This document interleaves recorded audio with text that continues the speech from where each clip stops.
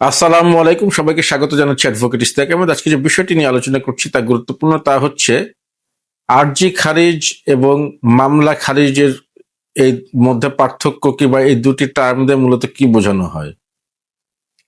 প্রথমে দেখি আরজি খারিজ বলতে কি বোঝায়।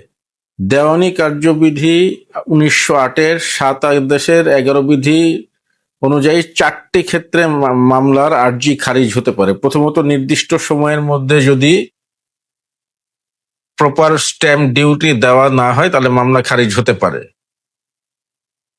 এরপরে যে কারণটি আসে সেটি হচ্ছে, যদি নির্দিষ্ট যথাযথ পরিমাণ কোর্ট ফি নির্দিষ্ট সময়ের মধ্যে না দেওয়া হয় তাহলে আর্জি খারিজ হতে পারে।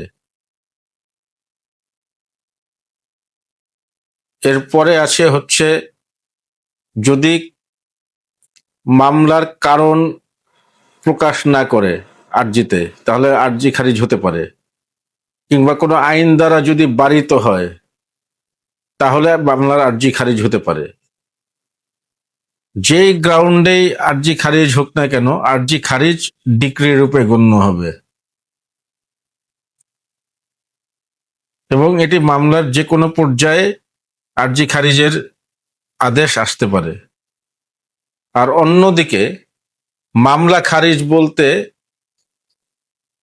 এই বিষয়টিকে বোঝায় যখন দুই পক্ষের শুনানি শেষে বিজ্ঞ আদালতের নিকট বাদী তার দাবি প্রমাণে ব্যর্থ হয়, অর্থাৎ দালিলিক এবং মৌখিক সাক্ষ্য দ্বারা মামলা প্রমাণে ব্যর্থ হয়, তখন আদালত যে আদেশ প্রদান